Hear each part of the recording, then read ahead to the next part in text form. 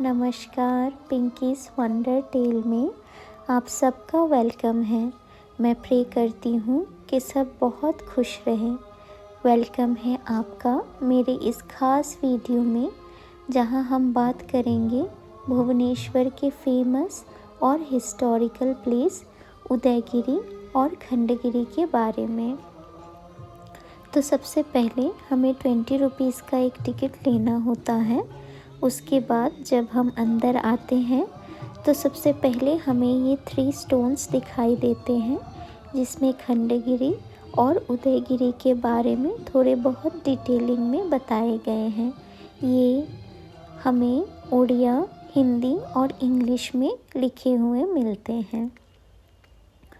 ये दोनों गुफाएं न सिर्फ उड़ीसा बल्कि पूरे भारत की सबसे पुरानी और अद्भुत गुफाओं में से एक है, जो अपने आकर्षण और ऐतिहासिक महत्व के लिए जाना जाता है। तो आइए हम इन एंशियंट गुफाओं की कहानियों को जानते हैं और उनके आकर्षणों का आनंद लेते हैं। उदयगिरी और खंडगिरी गुफाएं भुवनेश्वर के वेस्ट भाग में सिचुएटेड हैं, जो कि उड़ीसा स्टेट के प्रमुख शहरों में एक है। ये गुफाएं एंशियंट जैन धर्म से रिलेटेड हैं और इनका इतिहास लगभग 2000 साल पुराना है। इनका संबंध मौर्य साम्राज्य के समय से है, जब चंद्रगुप्त मौर्य और उनके प्रमुख मंत्री चाणक्य ने अपना राज्य एस्टेब्लिश किया था। उदयगिरी और खंडगिरी दोनों ही पहाड़ों पर स्थित हैं। उदयगिरी का अर्थ है उदय का पहाड़ और खंडगिरी का अर्थ है छिला हुआ पहाड़। दोनों गुफाएं अपने अपने अलग अलग खासियत और डिज़ाइन के लिए प्रसिद्ध हैं। उदयगिरी में टोटल 18 गुफाएं हैं, जिनमें से कुछ गुफाएं पुरानी जैन साधुओं के रहने के लिए थी। उदयगिरी की सबसे प्रसिद्ध गुफा रानी गुफा के नाम से जाना जाता है। ये गुफा अपने विशाल और आर्टिस्टिक बनावट के लिए मशहूर है।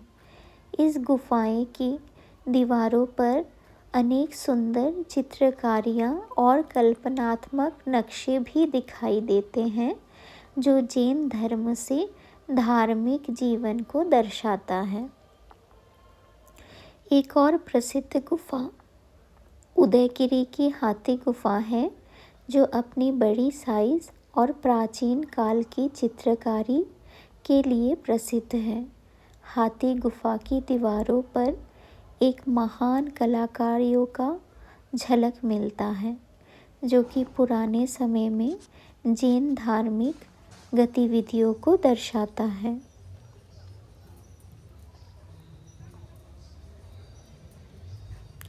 उदयगिरी भुवनेश्वर की गुफाएं और उसके आसपास के स्थलों को संबंध पुराने कलिंग संस्कृति से किया गया है।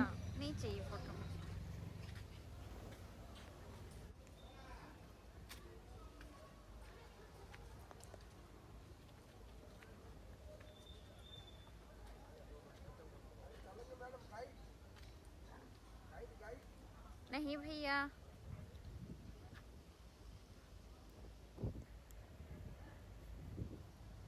उदयगिरी का नाम उदय से आया है, जो कि सूर्योदय को दर्शाता है, और गिरी का अर्थ है पहाड़।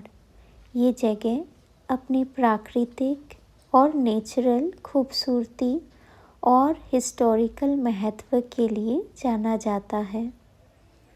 ये एंशियंट समय में कलिंग साम्राज्य का एक महत्वपूर्ण केंद्र थी।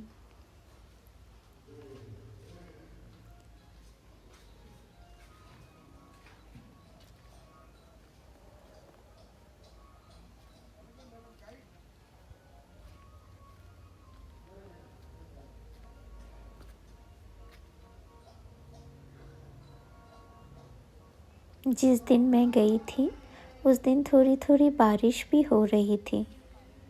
आसपास का नेचुरल व्यू बहुत ही ज़्यादा खूबसूरत था और बहुत ही मनमोहक था। मैं वीकडेज़ पे गई थी तो उतनी भीड़ नहीं मिली मुझे। थोड़ी थोड़ी बारिश की बूंदें इस नेचुरल व्यू को और भी ज़्यादा खूबसूरत बना रही थी।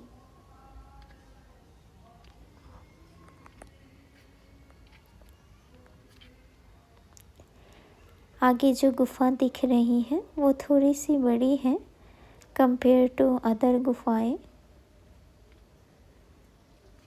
चलिए पास चलते हैं तो हमें पता चलेगा। इतनी खूबसूरती, मतलब इतनी खूबसूरत है ये जगह, पास में जाने से और भी ज़्यादा खूबसूरत लगेगी। थोड़ा बहुत आपको चलना पड़ेगा, बट फिर भी आप जितना भी वॉक करके जाएंगे सब कुछ वर्थ है, क्योंकि इतनी खूबसूरत है ना ये जगह। आपको देख के बहुत ही ज़्यादा अच्छा लगेगा और नेचर के पास भी है। देखिए कितना खूबसूरत है, कैसे कोई ये सब कुछ एक पत्थर पे एनग्रेव कर सकता है। इस बारिश की बूंदें और आसपास की नेचुरल व्यू इस जगह को और भी ज़्यादा खूबसूरत बना रही है।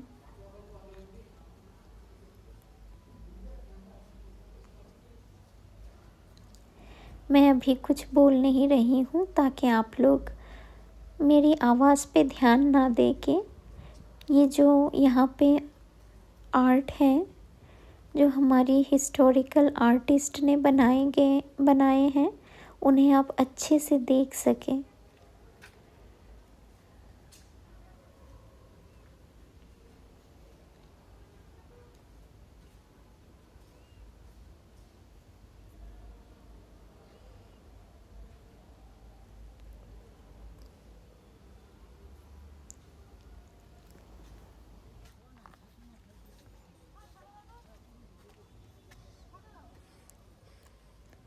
चलिए आगे चलते हैं। आगे जाते जाते हमें और भी बहुत खूबसूरत व्यू देखने को मिलेंगी, जो कि बहुत नेचुरल, मतलब नेचर से भरी हुई है। वहाँ पे आप एक्चुअली पूरा दिन बिता सकते हैं अगर आप चाहें तो। वैसे 1 आवर या फिर 1.5 आवर काफ़ी रहेगा, बट अगर आप थोड़ा सा वक्त बिताना चाहें तो अंदर बहुत टाइम तक रुक सकते हैं। ऐसा नहीं कि आपको तुरंत ही निकलना है, आप वहाँ पे जाके शांति से बैठ सकते हैं।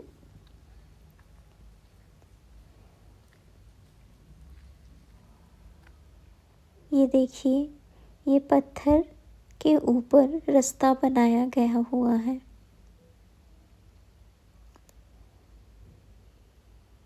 इन भैया को मैंने पूछा था कि आगे कुछ है कि नहीं, तो भैया बता रहे थे कि आगे की तरफ कुछ है।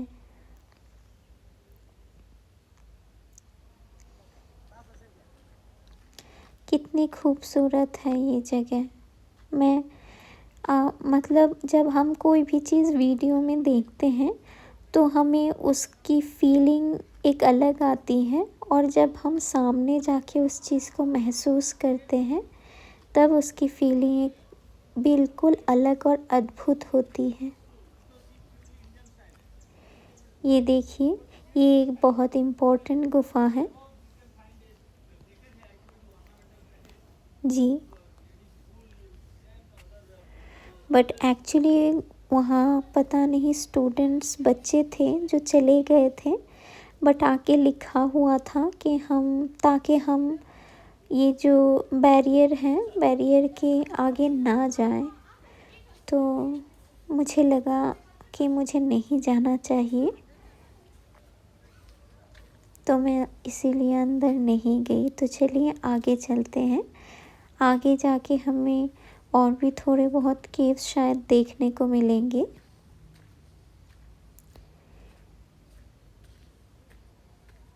कितनी मेहनत से बनाया गया होगा ये।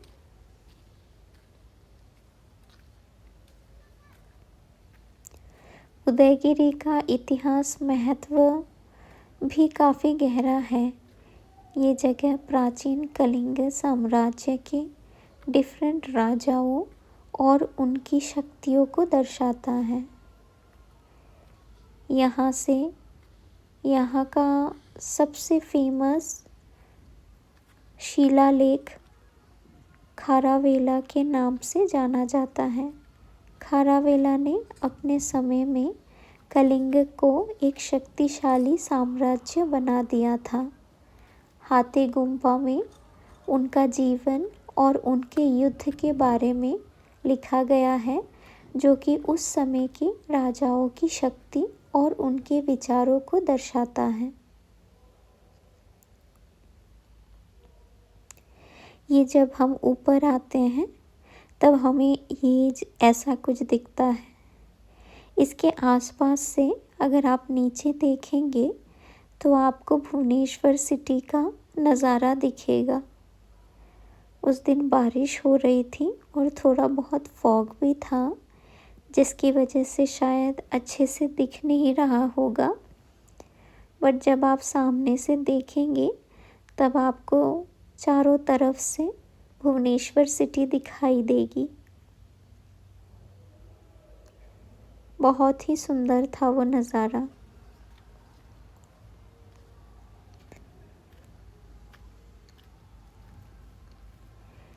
चलिए अब आगे चलते हैं बाकी की गुफाओं की ओर।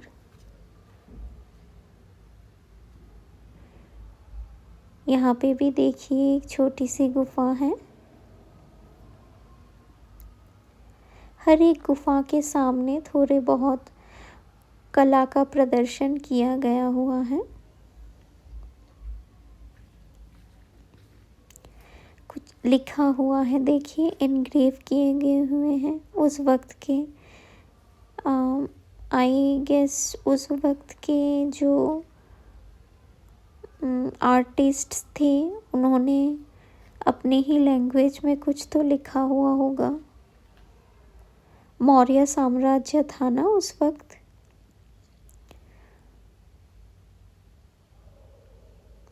आज के समय में उदयगिरी एक फेमस टूरिस्ट जगह बन गया है और हर साल हज़ारों लोग यहाँ आते हैं, ना केवल रिलीजियस दर्शन के लिए बल्कि उनके ऐतिहासिक और कलात्मक महत्व को समझने के लिए भी।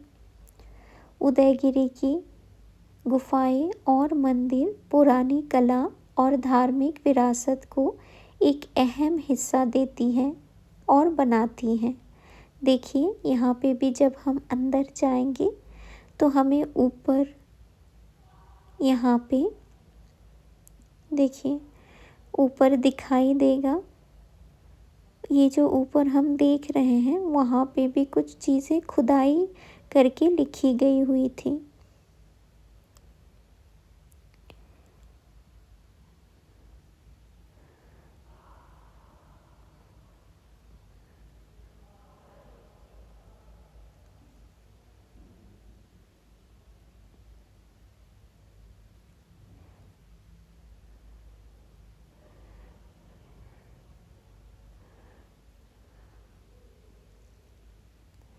ये रही एक बहुत ही छोटी सी गुफा, बहुत ही प्यारी थी ये।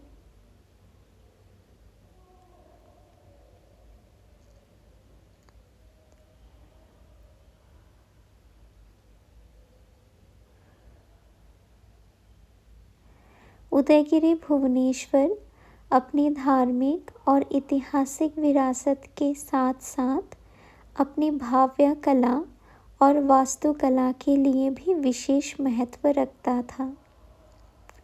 ये जगह न केवल पुरानी भारतीय सभ्यता को एक महत्वपूर्ण केंद्र है, बल्कि ये आज भी एक प्रसिद्ध टूरिस्ट प्लेस है जहाँ लोग पुरानी कला और धार्मिक विरासत को देखने के लिए आते हैं।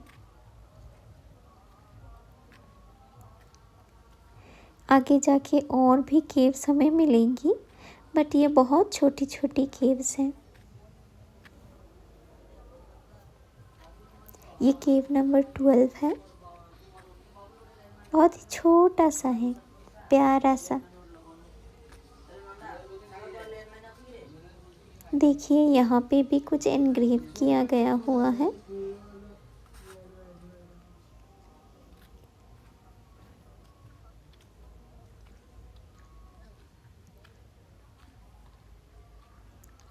ये रहा और एक छोटा सा केव नंबर 11। ये भी बहुत ही छोटा और प्यारा सा केव है।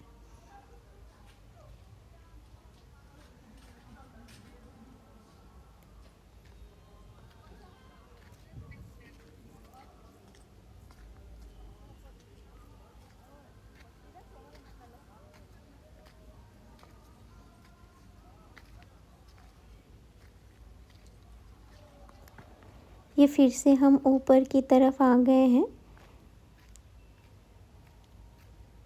यहाँ पे और एक छोटा सा प्यारा सा केव है जहाँ जाने के लिए मुझे थोड़ी बहुत तकलीफ़ हो रही थी। फिर भी मैं किसी तरह पहुँच ही गई।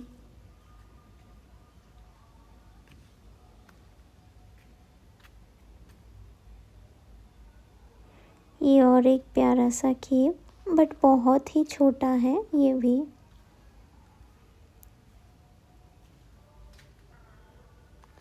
देखिए यहाँ पे भी कुछ कुछ एनग्रेविंग की गई हुई है।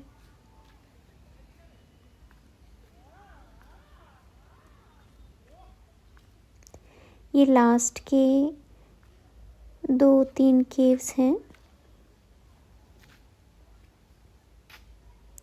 केव नंबर 16, 17, 18 ये तीनों साथ में ही हैं।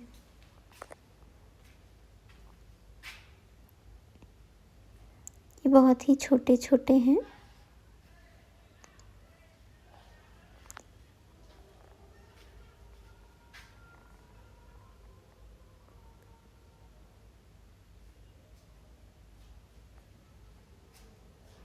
ये थी हमारी यात्रा उदयगिरि की एक झलक, और मैं आपको इस वीडियो का पार्ट 2 में लेके चलूँगी जो कि खंडगिरी गुफाओं में है। उम्मीद है कि आपको इस वीडियो से इन प्राचीन गुफाओं की महत्व और इतिहास के बारे में थोड़ी बहुत रोचक जानकारी मिली होगी। अगर आपको ये वीडियो पसंद आए तो मेरे चैनल को सब्सक्राइब ज़रूर कीजिए और इस वीडियो को अपने दोस्तों के साथ शेयर करें। अगर आपको कोई और क्वेश्चन जानकारी चाहिए तो नीचे दिए गए कमेंट सेक्शन में अपना क्वेश्चन और फिर क्वेरी ज़रूर लिखें। आपके क्वेश्चन और क्वेरी का जवाब देने में मुझे खुशी महसूस होगी। और हमारी अगले वीडियो में मिलते हैं हम। मैं कोशिश करूँगी कि आगे के दिनों में मैं और बेहतर बनूँ, ताकि आपको और भी अच्छी अच्छी जगह पे ले जा सकूं। हमारी इंडिया के हिस्ट्री और कल्चर को और मैं जान सकूं। एक्चुअली मैं जितना भी हमारे इंडियन कल्चर और हिस्ट्री के बारे में जानना शुरू की हूँ, मुझे इसमें और ज़्यादा इंटरेस्ट आने लगा है और हमारे हिस्ट्री और कल्चर पे मुझे और भी ज़्यादा गर्व प्राउड फील हो रहा है। देखिए कितनी खूबसूरती से और कितनी मेहनतों से ये सारी चीज़ें हमारे पुराने ज़माने के आर्टिशियंस ने बनाई थी। कितनी मेहनत की होगी उन लोगों ने। ये सारी चीज़ें देख के मुझे बहुत ही ज़्यादा प्राउड फील होता है कि मैं हमारे भारत में मैंने जन्म लिया है, क्योंकि ये एक बहुत ही रिच कल्चरल और हिस्टोरिकल चीज़ें हमारे इंडिया में ही मिलती हैं। इसे जानना मुझे बहुत ही अच्छा लगता है।